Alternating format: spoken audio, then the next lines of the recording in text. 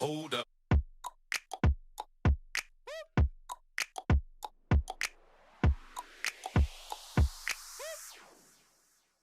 I hope you're having a great day and I hope you're staying safe at home.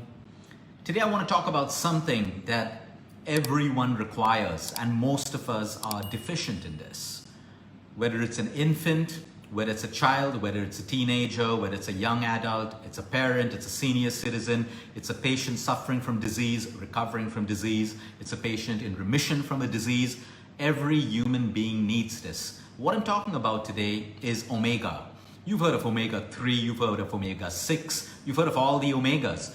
When you talk about omega, the first thing that you think about is a supplement. No, it doesn't always have to be an omega supplement. You can get sufficient omega from your food if you're eating a balanced diet. And of course, supplements help if you are deficient in it. Or for example, your food doesn't allow you to eat certain foods that are rich in omega-3, that's when a supplement comes in. So when you think omega, instead of thinking about supplement, there's only one thing I want you to think about. Your brain, the health of your brain. Everything going on in your brain, the gray mass, the white mass, the fatty tissues, the synapses, the firing and the wiring of your neurons, all require omega. It is so important for us infants. What does most of the breast milk contain, which is why breastfeeding is usually recommended as a healthy option if the mother can breastfeed. Again, it is rich in omega-3 because it is required for the development of the infant's brain.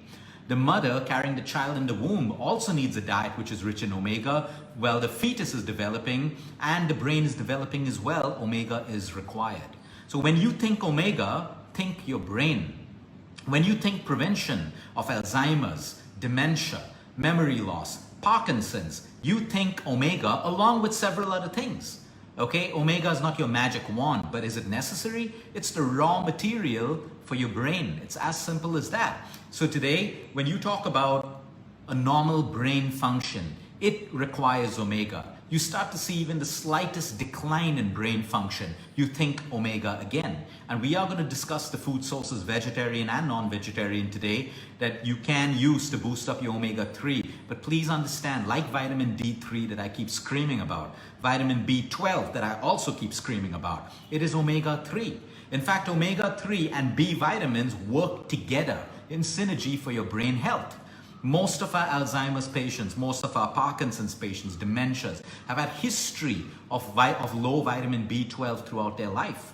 And it plays a huge role because when you actually go to scientifically study the role of B vitamins and B12, the number one thing that comes out is brain health, maintain brain health, repair damage to the brain and everything else. So as we continue to make our lifestyles more complicated, you can never take away simplicity and necessity from the equation of human health. So the EPA and the DHA found in omega-3 is required for your brain function and the repair of your brain. Yes, our brain is constantly getting destroyed. There's destruction to the tissue that is caused when there's inflammation in the body, when there's injury, when there is sleep deprivation. Yes, I said it. When there's sleep deprivation, we create inflammation in the brain. We don't allow the lymphatic system of the brain to detoxify, to remove all the excess waste that needs to be removed from the brain. Every single cell that receives nutrition and receives oxygen will also produce waste. And that waste has to be taken away from the brain or from the human body.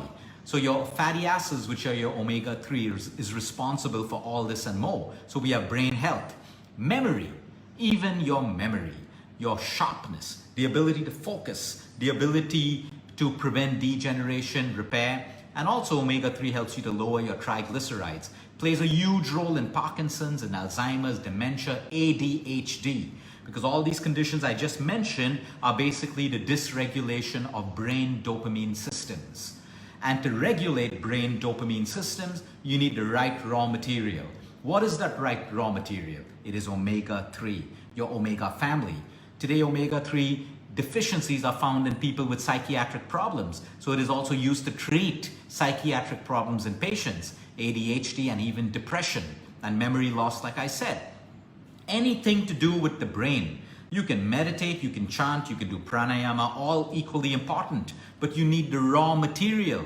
Every cell requires raw material. That is from the nutrients that you eat, and the oxygen that you breathe. These are raw materials. You can pray, you can chant, but if you don't have the right amount of raw materials reaching your body can't build, your body can't repair. So let's move straight into the foods right now. If you're vegetarian, you find omega in chia seeds, you find them in flax seeds, you find them in walnuts, you find them in hemp seeds, you find them in algal oil. That's algal oil. You find them in Brussels sprouts, you find them in navy beans, and avocado. If you're non-vegetarian, it's far simpler to get it. You find it in shellfish like oysters and prawns. You find it in fatty fish like salmon, mackerel, sardines. You find it in all of these sources. Now, if you don't eat any of these foods, or you can't eat any of these foods, or sadly you're on a fad diet that doesn't allow you to eat most of these foods, or you're living in an extreme box where you're confused about what you should eat and you're not getting any of your omega, then you supplement. Of course, supplements play a huge role. We will use it in prostate cancers. We will use it in cognitive brain decline conditions of patients. We will use it for people who have malabsorption of nutrients, because no matter what they eat, they can't absorb, like cases of leaky gut, cases of colitis, cases of Crohn's, certain autoimmune conditions. You will use a supplement when it justifies the cause.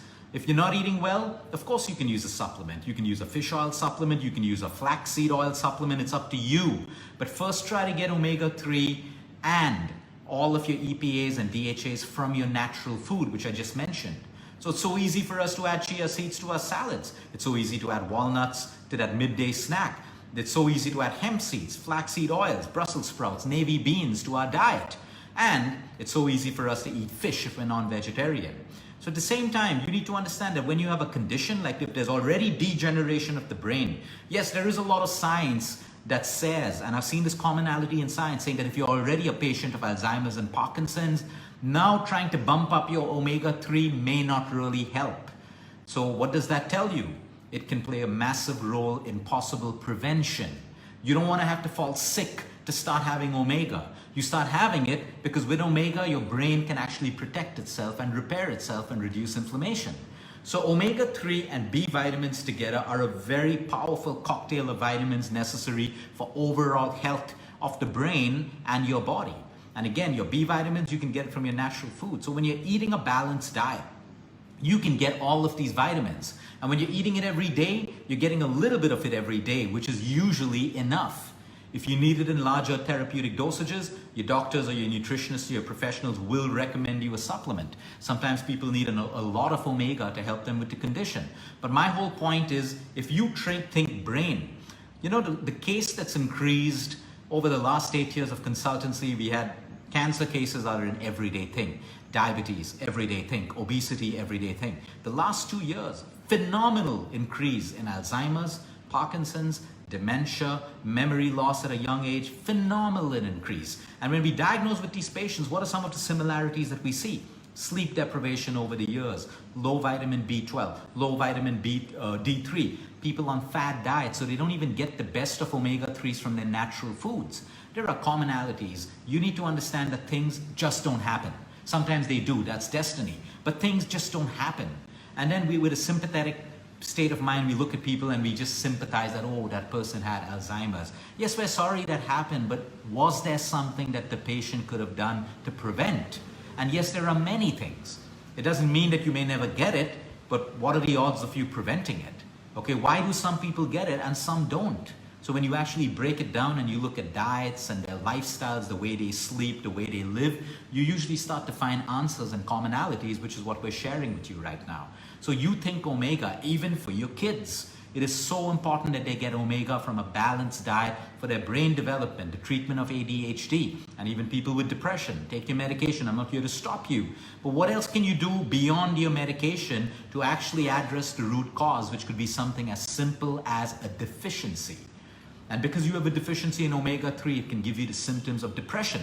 Like I said, it can affect with the dysregulation of your brain dopamine systems. Can actually be looked at by improving your omega levels. Have a great day, everyone. Until next time, eat smart, move more, sleep right, breathe deep, and remember, you care. It's all about you.